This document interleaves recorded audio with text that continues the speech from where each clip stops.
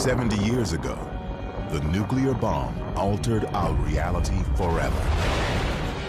For the first time in human history, we now were capable of our own destruction as a species. The bomb affects everything. It was the opening shot of the Cold War. All U.S. citizens are now going to have to be on high alert. This is a Conrad radio alert. The bomb produces some of the worst psychological tension ever in world history. An international arms race, confrontations and close calls, politics, culture, even sex. And there was a kind of thrilling excitement about it. Fire. Entire industries were created to build it. This incredible energy opens limitless horizons. New cameras, film stocks, and techniques devised to photograph it.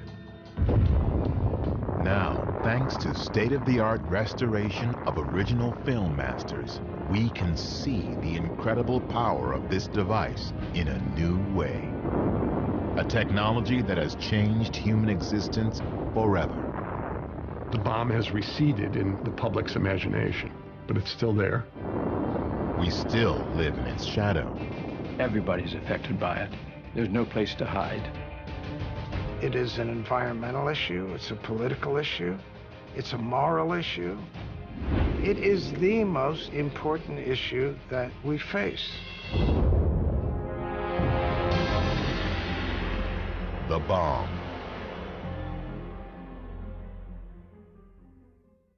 The Bomb was made possible in part by contributions to your PBS station from viewers like you. Thank you. It first appeared in the New Mexico desert, a place the Spanish called Jornada del Muerto, Journey of the Dead. Here, miles and miles from anywhere, the bomb came to life. The exact spot is inaccessible, hidden inside a 3,000 square mile weapons range. But for a few hours once every year, it's open to the public. Thank you. I'll be like Mike Tyson. They come from all over, like pilgrims to a shrine, to see and stand in the spot where the nuclear age began. Where the modern era started. It's probably what it is, turning point. Be actually at ground zero, where it actually happened. Well, it's world history too. It changed everything. The bomb that was tested here 70 years ago turned night into day and set the world on a new and dangerous path. It was a beginning that would lead to over 1,000 nuclear explosions through 5 decades. Test after test in desert landscapes, on tiny islands.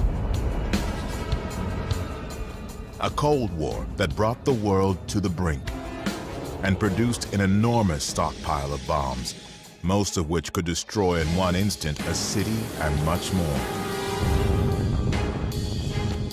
60,000 nuclear weapons between the United States and the Soviet Union. If something should go wrong, the consequences would be catastrophic, not simply for one nation or another, but for mankind. No less than the discovery of fire, the bomb marks a dividing line between all that came before and everything that follows. Nuclear war would entail the end of civilization. This was a millennial change in human affairs. Everyone was at risk.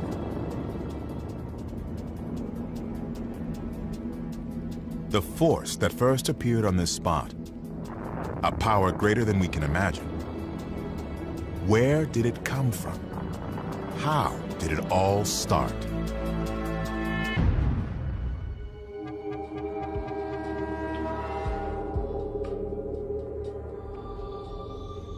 The understanding of how the world worked was being revolutionized. And in 1938, in Germany, and it's important to emphasize in Germany, the greatest revolution of all occurred. In Berlin, two German chemists, Otto Hahn and Fritz Strassmann, discover that bombarding uranium with neutrons creates a different substance, barium. They have no idea why. But a friend, physicist Lise Meitner, suddenly realizes they have split the nucleus of the uranium atom, what she calls fission. Meitner publishes her conclusion in the scientific journal Nature. The news begins spreading through the international physics community. The implications of that were obvious to physicists all over the world. Out of a little bit of material, it can produce an enormous amount of energy. The timing could not be worse. Nazi Germany is on the rise. Adolf Hitler is about to start World War II.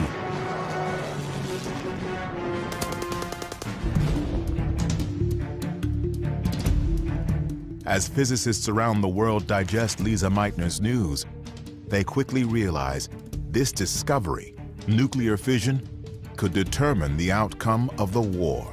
Uranium can be fissioned when hit with a neutron, producing a tremendous amount of energy. A lot of energy. Per Einstein's equation, E equals mc squared. Every physicist knew All over the world. an atomic bomb could be built. By the Nazis.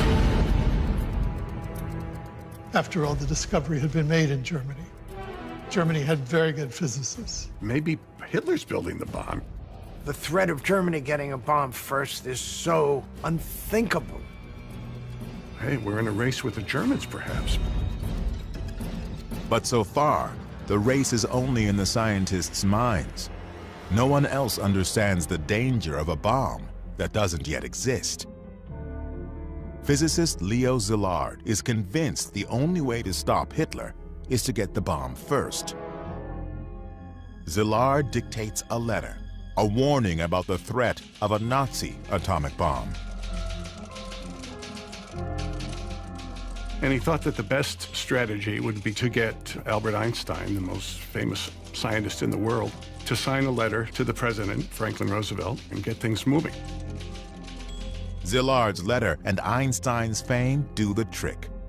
President Franklin Roosevelt authorizes a project to research uranium.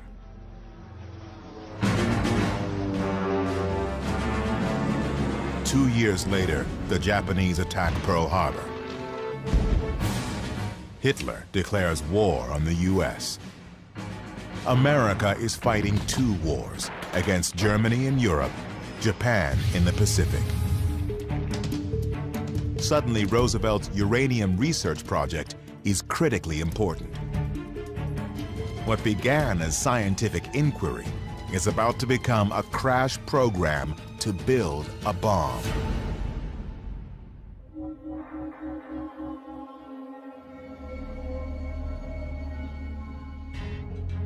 The bomb had its roots in many places, all of them managed by the U.S. Army Corps of Engineers. In this building, on Broadway in New York City, the engineers set up an office. On the 18th floor, the largest government scientific project in history begins to take shape. To keep its real purpose secret, the project is named after the engineered district where it's located, Manhattan. Ultimately, over 500,000 people will contribute to the Manhattan Project. They'll be led by this man, Leslie Richard Groves, Army engineer. Groves has been in charge of building the Pentagon and internment camps for Japanese Americans. Now he's itching for the next step in his career, an overseas combat assignment. Then Groves gets a surprise update from his boss. I have a project for you. And Groves realizes what it is. Oh, no, not that thing. No. He's ready to go overseas, and he's very disappointed. Developing an imaginary bomb based on invisible particles that will probably never work seems like a career dead end. But, hey, you do what you're told. You do what you're told, and you do it to the best of your ability. And he put his foot on the accelerator and never let up. But first, he negotiates a raise. He says, I'm going to have to be a general. I mean, these scientists aren't going to respect me if I'm just a colonel. Now he gets to work. Friday, day 1, purchase 1,200 tons of uranium ore. Saturday, negotiate special top priority rating for the project. Monday, meet with Presidential Science Advisor Vannevar Bush. Wednesday, go to Tennessee. Buy 56,000 acres of land for factories. Next, visit universities and meet scientists. Columbia, Harold Urey. University of Chicago, Arthur Compton. Berkeley, California, Ernest Lawrence. Back to Washington. Groves has put in motion what will become a vast industrial complex in less than 2 months. There's only one thing missing: the bomb itself. It'll be years before there's nuclear fuel ready. The uranium is produced one tiny particle at a time. But when that fuel is ready, Groves will need a design for a bomb that works. And for that, he needs scientists.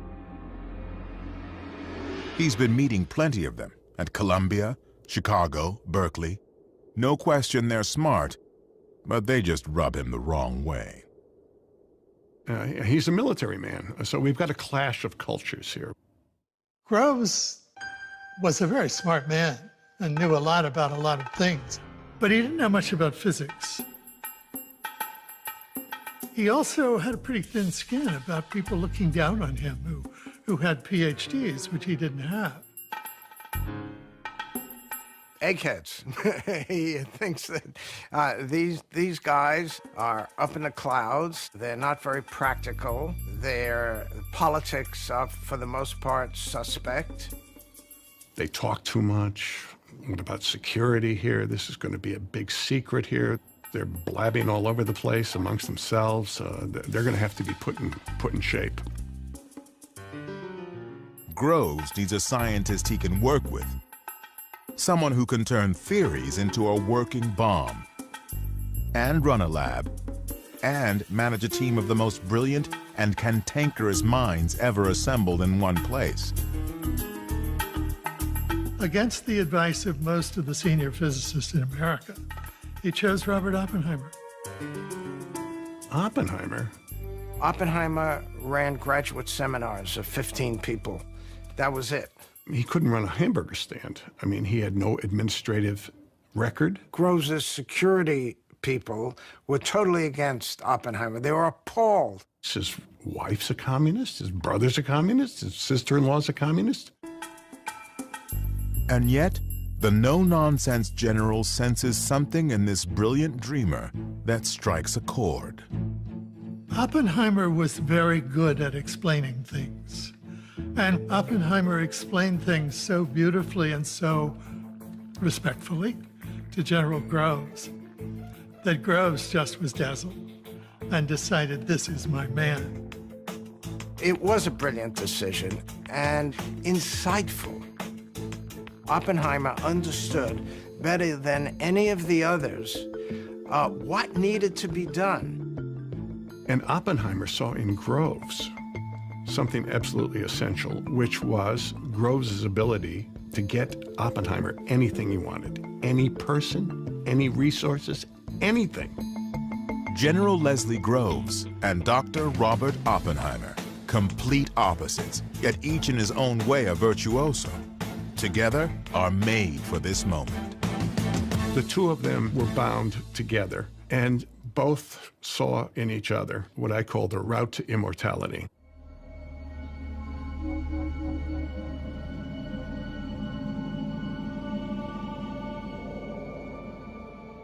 It's 1942.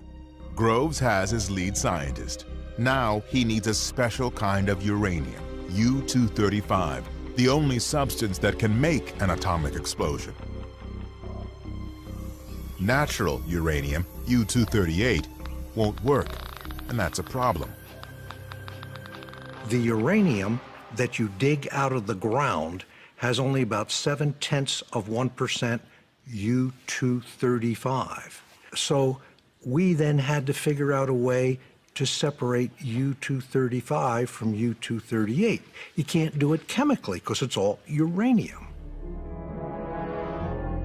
Groves builds a huge complex at Oak Ridge, Tennessee to produce U-235. But it's agonizingly slow. Getting U-235 is not difficult in tiny quantities, but since you have to get them one atom at a time, it is an enormous task to do that. Just one bomb will need pounds of the stuff. Getting it one atom at a time will take years. But chemist Glenn Seaborg finds another option: plutonium. It can be produced faster than uranium in a nuclear reactor.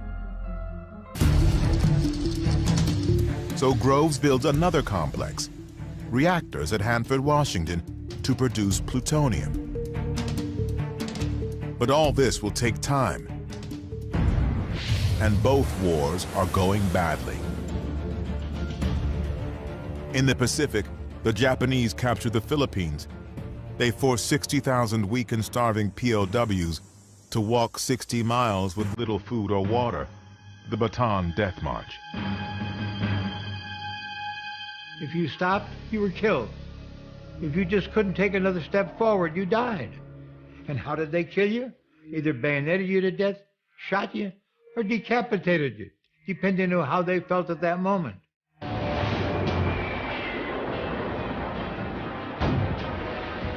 The war with Germany is just as bad. German U-boats are creating havoc in the Atlantic. Hitler's armies occupy Europe, North Africa, and are hammering the Soviet Union. And no one knows how close the Nazis are to an atomic bomb. Groves is, of course, consumed by this question of what the Germans are up to. The Nazis are already committing unspeakable atrocities. If Adolf Hitler gets the bomb, he will be unstoppable.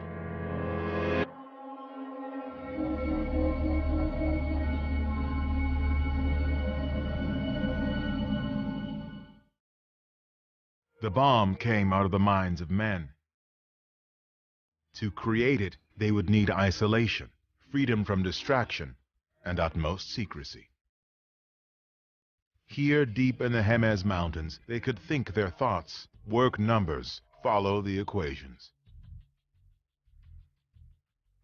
Los Alamos, New Mexico, where the scientists worked, was created by and for the bomb.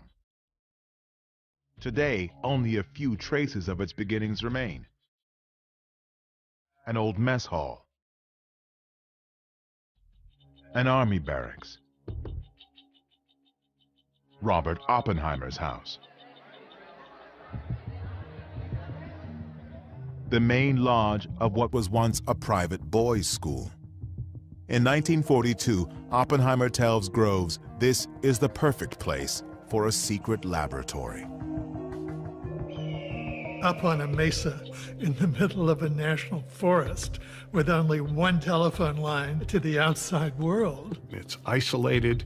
We'll keep these scientists away from what they're used to, and we can keep our eye on them. So they close the school, boom, and we can get going right away. Now, Oppenheimer must convince some of the best science talent in America to move to the middle of nowhere and live behind barbed wire for the indefinite future. They needed a good salesman to encourage these people to come to Los Alamos, and Oppenheimer was very good at that. Eventually, thousands will be recruited to work on the bomb. Hal Bell was an aeronautical engineer. Lily Hornig and her husband Don were scientists.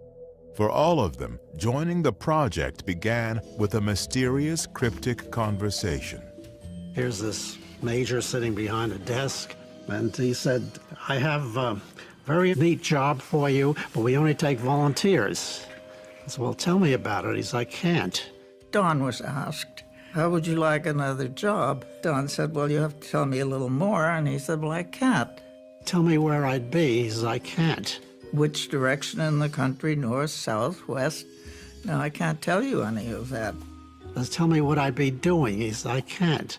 I said, you think I'm going to volunteer? You're out of your cotton-picking mind. I'm not going to risk my future on something I know absolutely nothing about. That's ridiculous.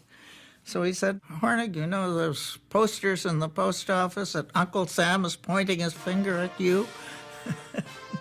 Don thought that was very corny. But we got the message. So the next day, I was on my way to Oak Ridge, Tennessee.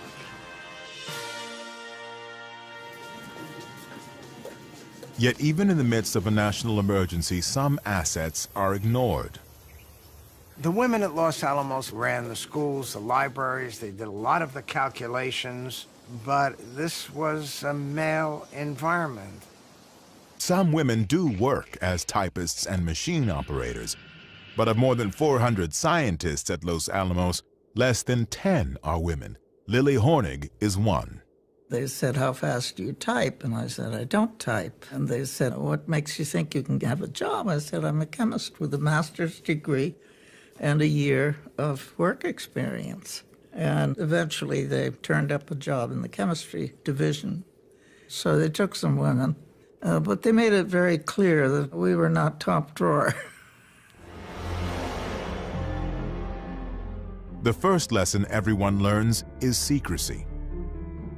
Officially, Los Alamos doesn't exist. It's called Site Y, or the Hill. The bomb is referred to only as the gadget. You only need to know enough to do your job and no more. And don't be inquisitive about anything more. Everything was hush-hush, go where you're told, and there was no preliminary information given to me. They knew exactly who I was and why I was there. And that was better than I knew. I knew very little about the project. I just picked up rumors about their building balloons up there, submarines. You did not talk about bombs, atoms, uranium. You just didn't say that. My wife didn't know what we were doing. Oak Ridge, Tennessee, where uranium is produced, has been created nearly overnight. This was a town that 1 year before had just been a farm and suddenly was a large city with 70,000 people, houses, streets.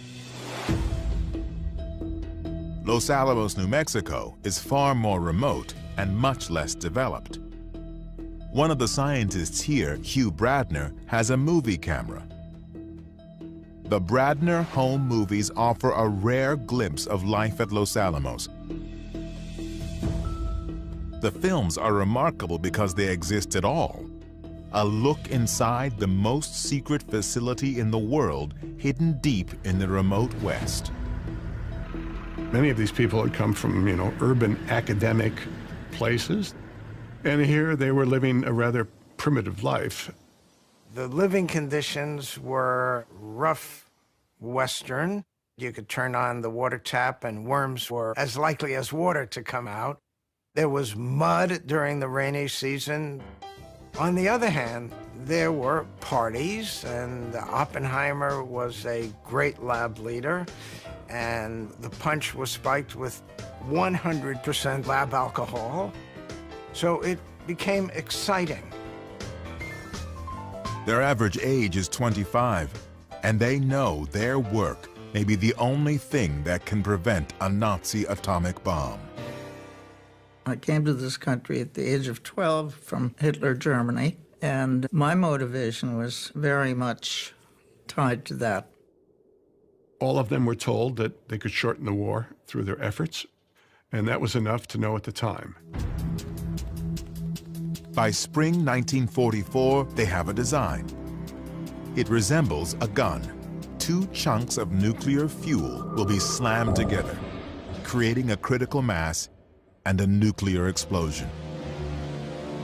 It's simple, but there's not enough fuel to test it.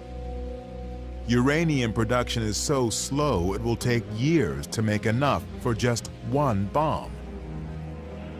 Since plutonium can be produced faster, it is the key to making multiple bombs. the success of the entire project depends on making plutonium work. But when physicist Emilio Segre gets the first tiny sample of plutonium from Hanford, he makes a devastating discovery. A plutonium gun bomb will melt, not explode. The gun-type plutonium bomb will not work. It was a disaster. There was just enough uranium for one gun bomb. If you couldn't use plutonium, there would only be one bomb. Maybe this whole $350 million is going to go for naught because plutonium won't work. Oppenheimer really considered resigning from Los Alamos at that point. It's a dead end. Los Alamos scraps the plutonium gun design and starts over. After years of work, they can only count on one uranium bomb.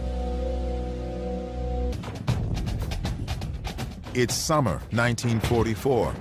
The Allies have invaded France, but the outcome is still in doubt. Nazi scientists are introducing frightening new weapons. The world's first jet fighter, a cruise missile, and a supersonic rocket.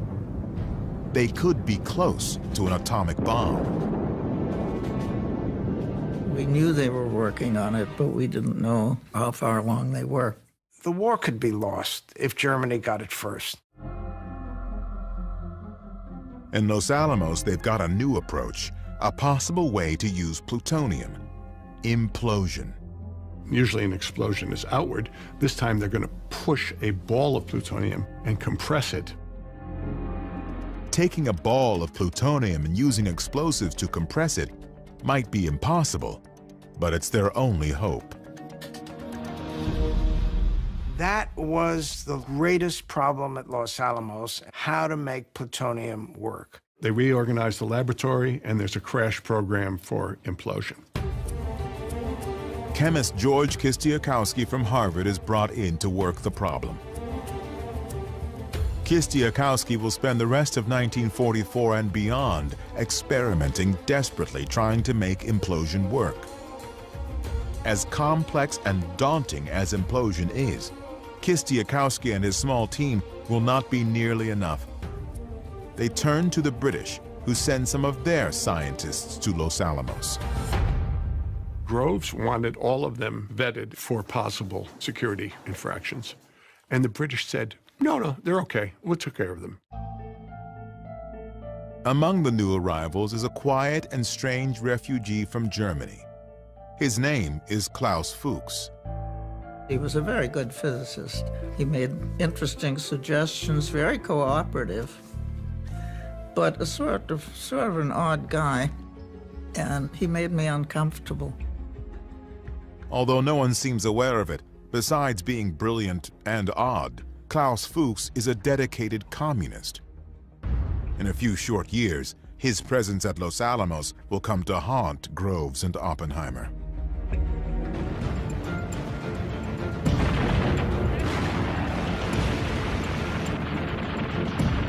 By early 1945, the war in Europe is in its final months.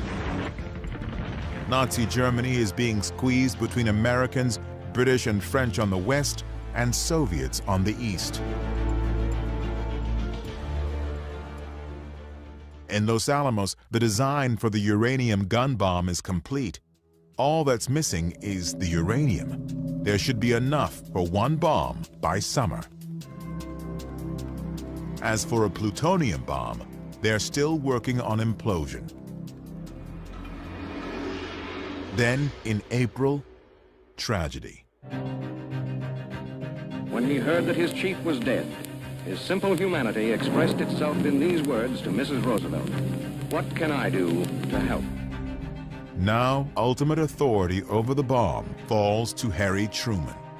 My duties and responsibilities are clear. I have assumed them. But there is one enormous responsibility that's not at all clear. Incredibly, Truman has never even heard of the bomb. He's got this responsibility that he really didn't know about because Franklin Roosevelt didn't tell him. He had been the vice president for 82 days. He had met once with Roosevelt, essentially for a picture. Oh, by the way, here, you're in charge of a project that could end human civilization. Thank you very much. In May, Germany surrenders. The war in Europe is over. Hitler and the fear of a Nazi atomic bomb, the very things that gave birth to the whole project, are gone.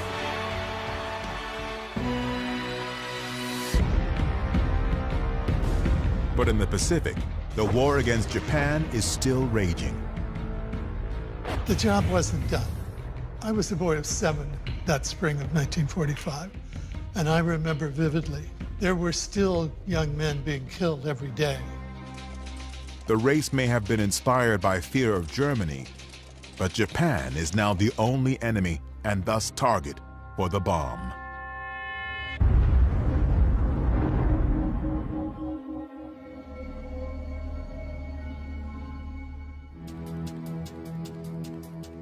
The very first bomb was called the Gadget.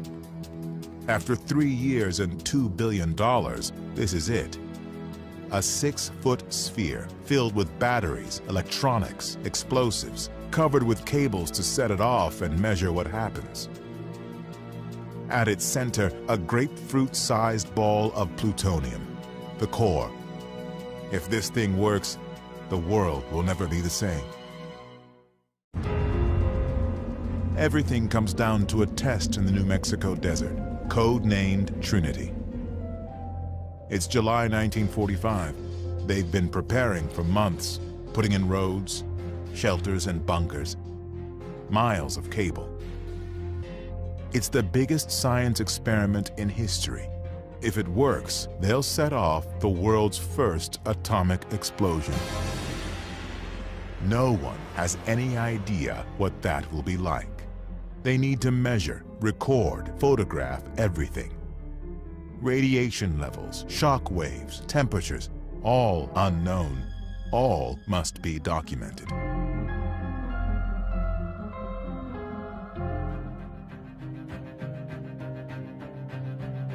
Thousands of miles away in Potsdam, Germany, President Harry Truman is negotiating with Stalin. Does he have an atomic card in his hand? It all depends on the Trinity test. Back in New Mexico, George Kistiakowsky has discovered a problem. It looked as if the bomb might be a dud. Since they had poured the explosive and it was hot when it was poured, there was the possibility there would be bubbles in there. So Kistiakowsky decided he had to fill those bubbles with liquid explosive. Now Kistiakowsky must drill holes in the explosive and carefully fill each bubble. The outcome of the test depends on his fix, and there's no way to know if it will work. There was a test on July 14th, a full-up explosive test, that went really bad, which then made him worry even a little bit more. They are out of time. All they can do is press on and hope. They'll hoist the bomb to the top of a 100-foot steel tower. They pile mattresses under it, just in case. Thousands of people, years of work, are on the line. The last crucial piece, the grapefruit-sized plutonium core, a $350 million box, is delivered by car from Los Alamos. In Potsdam, Truman waits. The test is scheduled for tonight. It begins to rain. We're going to have to postpone this thing. So there's great nervousness. Most everybody really had a knot in their gut about all the electronic connections and there's a zillion things could go wrong. The weather looks bad, but Groves refuses to give in. And Groves becomes his own weatherman here and decides, we're going to have this test at 5:30. It looks as though it might clear just enough to get the test in. Dawn was just beginning to break. We heard the countdown. 10 seconds. It's July 16, 1945. 3 years, hundreds of thousands of people, the futures of Groves and Oppenheimer. Their careers involved. There's $2 billion spent. Unproven science, a president waiting, a chance to end the worst war in history. 3. Will it work?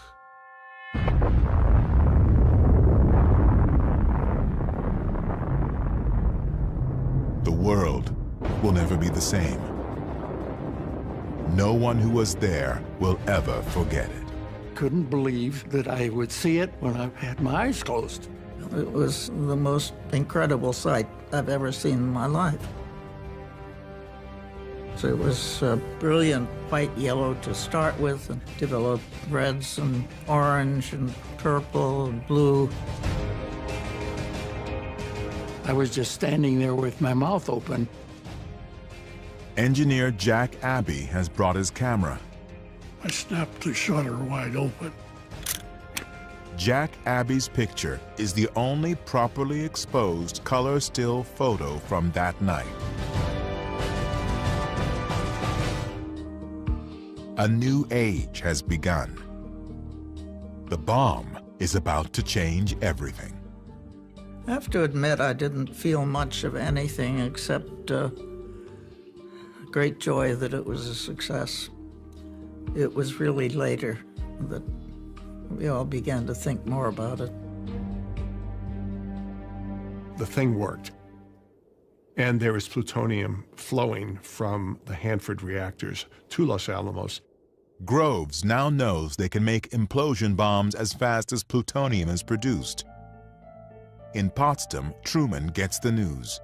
What to do about the Russians here? Should we tell them? What's going to happen after the war?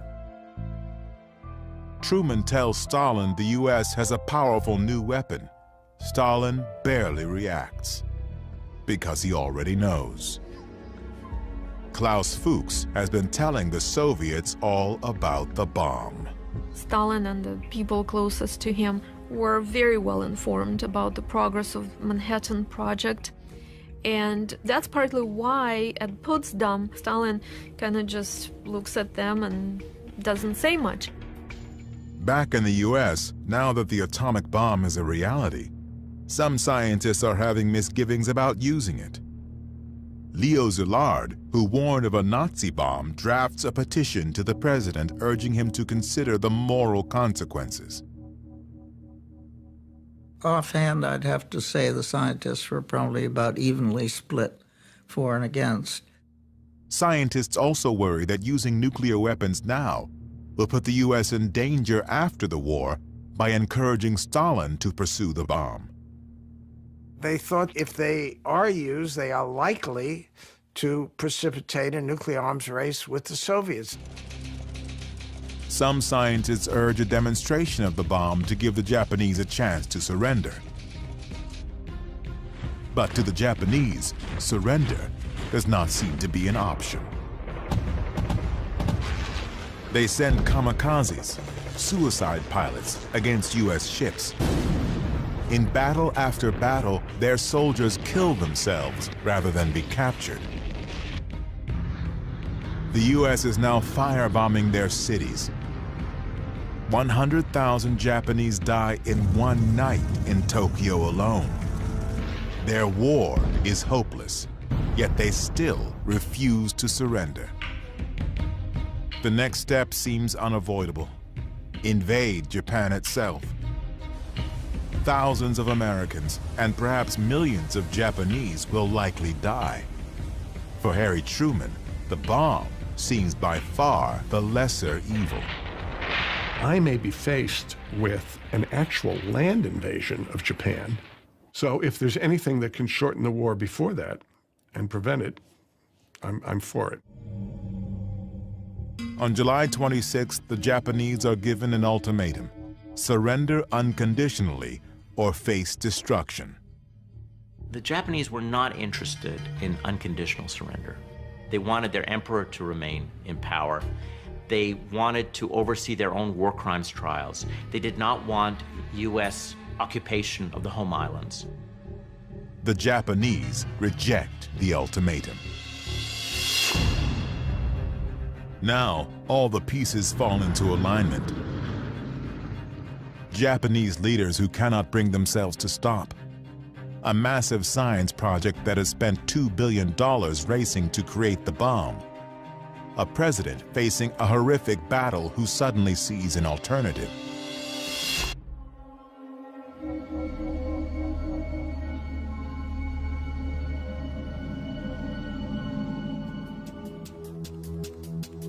What happens next? Dropping 2 atomic bombs on Japan in August 1945 will become one of the most controversial decisions in American history.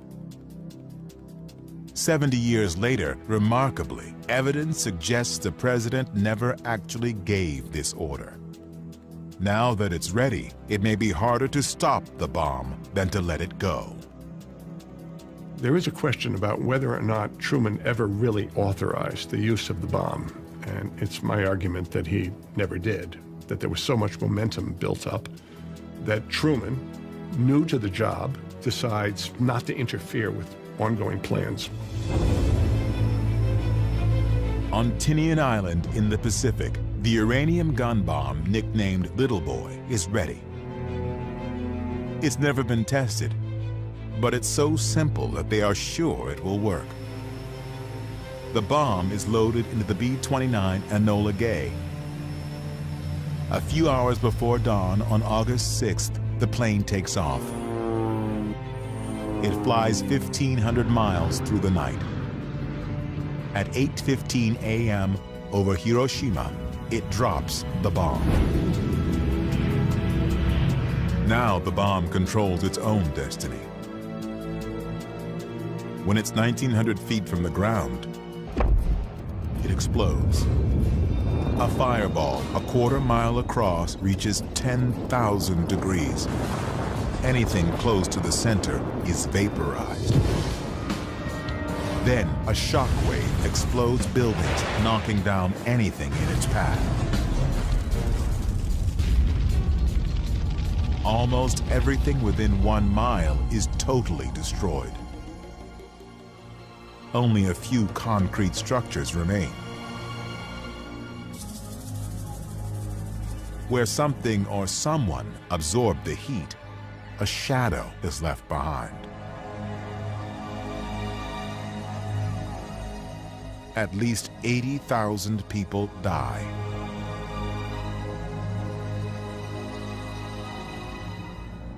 Other bombings have killed more people. What's new about Hiroshima is how easy it was. 1 plane, 1 bomb. And still, even after this, the Japanese will not surrender. The shock of the first bomb didn't quite do it, actually. They couldn't even at first accept that Hiroshima had been bombed. The Japanese have their own plan to end the war. Behind the scenes, they have been secretly talking to the Soviets, hoping the Russians will broker a deal with the US, a conditional surrender. But 2 days later, the Soviet Union declares war on Japan. Now, the brokered conditional deal the Japanese hoped for is dead. But there's still no sign of surrender. The level of resistance in the Japanese government was very, very difficult to understand. It was so great. On Tinian, crews are preparing the next bomb, nicknamed Fat Man, as President Truman addresses the nation. If they do not now accept our terms, they may expect a rain of ruin from the air, the like of which has never been seen on this earth. On August 9th, a B-29 carrying the Fat Man bomb takes off. The target is Kokura. But Kokura is obscured by clouds, so the plane heads for the backup target. Because it happens to be cloudy, thousands of fortunate people are spared. Others will die in their place. The second city hit by an atomic bomb will not be Kokura, but Nagasaki.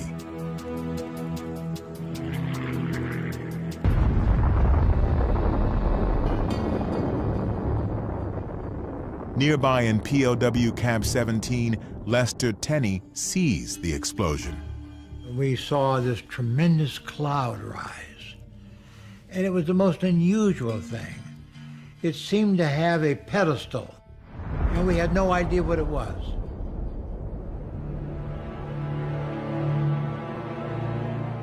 Up to 70,000 people are dead. Even now, after the Soviet invasion and 2 bombs, Japanese leaders still cannot agree about surrender. The Russians invade them, they still do not surrender.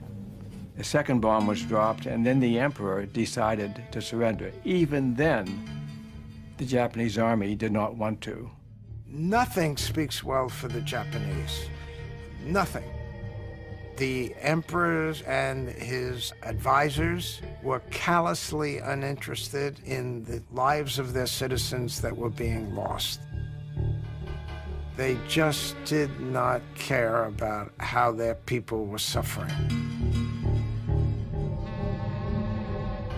While the Japanese leaders try to make up their minds, Groves is planning more atomic attacks. The orders for the bomb are to keep using them as made ready, that very important phrase. So the bomb after Nagasaki if necessary, and a bomb after that if necessary, and a bomb after that if necessary. They will drop atomic bombs as fast as they are built, 3 or 4 a month. And finally, Truman said, enough. No more until the president authorizes them. Finally, the day after Nagasaki, Japan agrees to surrender on one condition. They keep their emperor.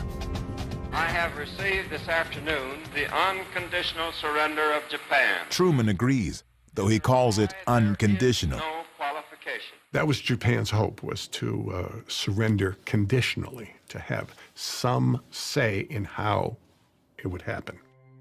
In POW Camp 17, the prisoners sense something's up, but they don't know what. Lester Tenney tries a daring experiment. Speak to a guard without bowing. Now, if you saw a Japanese guard 2 blocks away, you better stop, turn to him and bow, or you're beaten. And so I went outside and saw the Japanese guard right out there. And I just walked up to him, and in my best Japanese, I just said, "Konnichiwa, Tomodachi." And I never did stop and bowed. And he stood at attention. And within a matter of 5 or 6 seconds, he bowed to me. He bowed to me. The war is over. The war is over, period. Just exactly like that. On September 2nd, 1945, Japan signs the surrender documents. World War II is over. The war was finally over. We were so relieved. It's official. It's all over. It's total victory.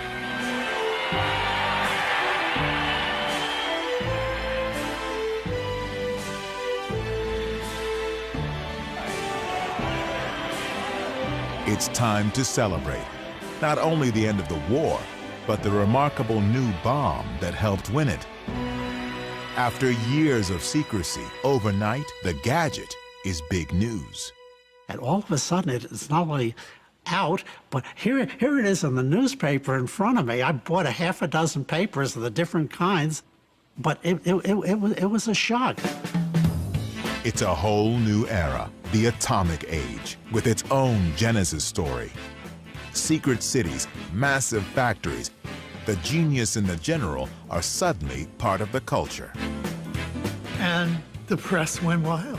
The atomic age loomed upon the threshold of history. Suddenly the cat is out of the bag. Well, what did you think of that bomb we dropped on the Japs? It was new. An American invention. Thousands of able young scientists were called to the service. Los Alamos Laboratory. A secret laboratory in New Mexico whose work Work, work, and more work. Here it is, General Groves. Plutonium. Plutonium. Uranium. Releasing unimaginable force. The basic power of the universe. And at the center of all of this, Robert Oppenheimer, Father of the atomic bomb. one of the most famous people in all of America. Trump's Einstein. The triumph of the bomb, winning the war with science, seems the perfect American success story. Good thing it was dropped, ended the war, saved American lives, end of story.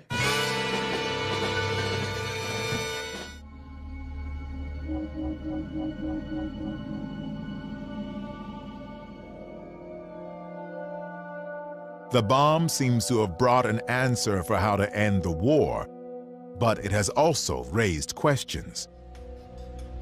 The question right away became, when are the Soviets going to get a weapon? When are they going to get the bomb?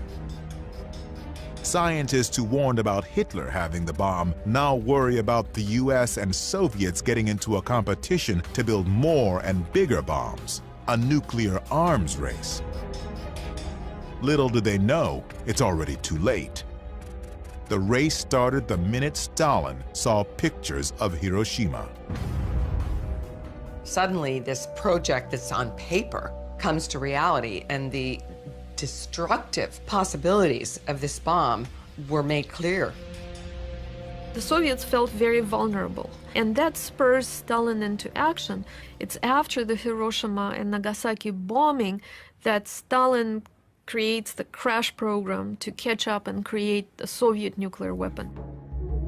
The Soviets have an invaluable head start, thanks to espionage.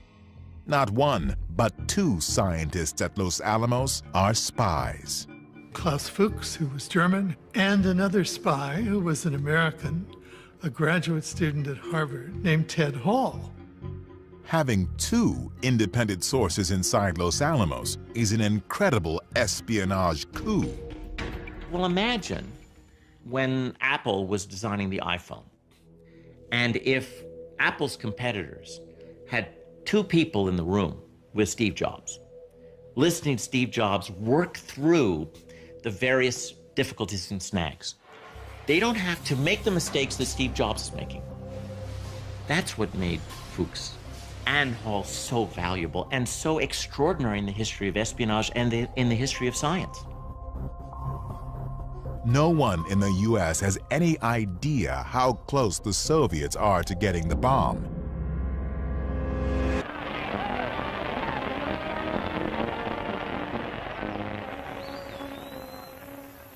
With the war over, Americans are getting back to normal, enjoying peace.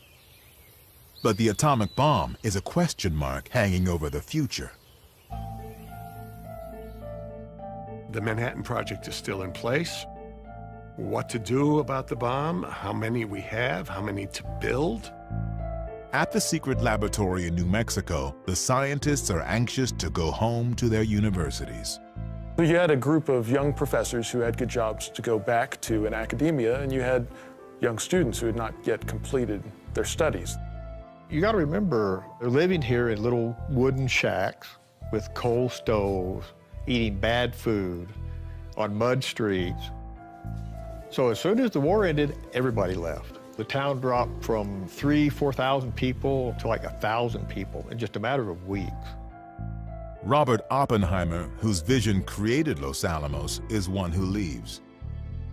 The lab he built now seems destined to fade away.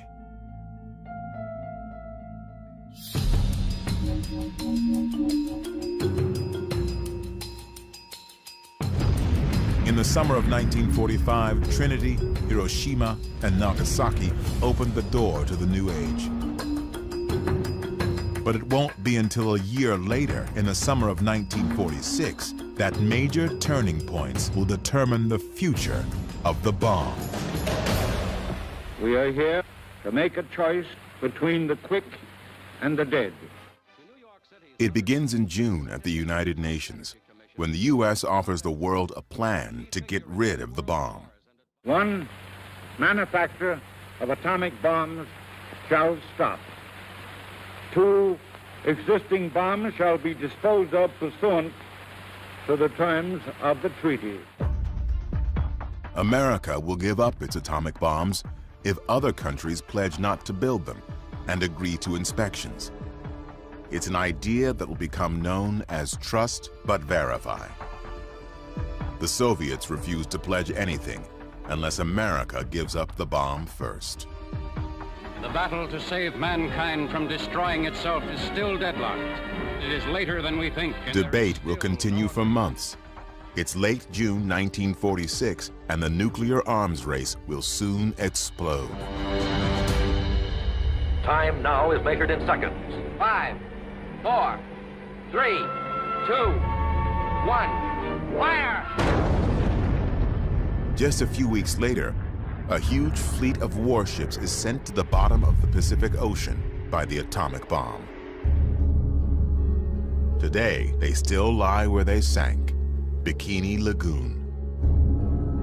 Here, in July 1946, the public would be invited to witness an atomic explosion for the first time. The U.S. military would discover how vulnerable it was to its own bomb, and the future of Los Alamos Laboratory would be guaranteed. All the result of an event appropriately named Crossroads. Crossroads is the brainchild of this man. Louis Strauss, or Strauss as he liked to be called. A curious figure of a man who had been a shoe salesman and had made himself very rich. And then he was an admiral in the Navy, but he never sailed a ship. Extremely politically ambitious. Strauss is worried about the Navy. How will the new atomic bomb affect its future? Historically, what did we have in the country? We had an army and a navy. What does the bomb mean for each of them? It's the thing to have. It's a winning weapon. Everybody wants it. But only the Air Force has it. And in 1946, the Air Force is still part of the Army. People have been arguing that the Navy's obsolete. Now, Air Forces will control how wars are fought and won. The traditional line in the Navy during the Cold War was, remember, the Soviet Union is our adversary, the Army is our enemy. Louis Strauss thinks he has the perfect answer to the Navy's problem. A bomb test to prove Navy ships can survive atomic weapons. Operation Crossroads. Sort of a contest between the Navy and the Air Force, in which Air Force bombers will try and sink Navy ships. The first casualty in the contest is Leslie Groves. The Navy, not Groves, will be in charge of Crossroads. They'll do the test in the middle of the Pacific Ocean at the tiny island of Bikini. The Navy evicts the residents and assembles a target fleet. Over 90 captured German, Japanese, and surplus U.S. warships will be bombed. There'll be 3 explosions, Able, Baker, and Charlie. 1 in the air, 2 underwater. Crossroads is a huge operation. $100 million, 42,000 men, 240 ships, not counting the targets, instruments, cameras, and more cameras. Film, miles and miles of it. Animals, so doctors can study what the bomb does to living creatures. And reporters from all over the world. It was a show. It was a spectacle.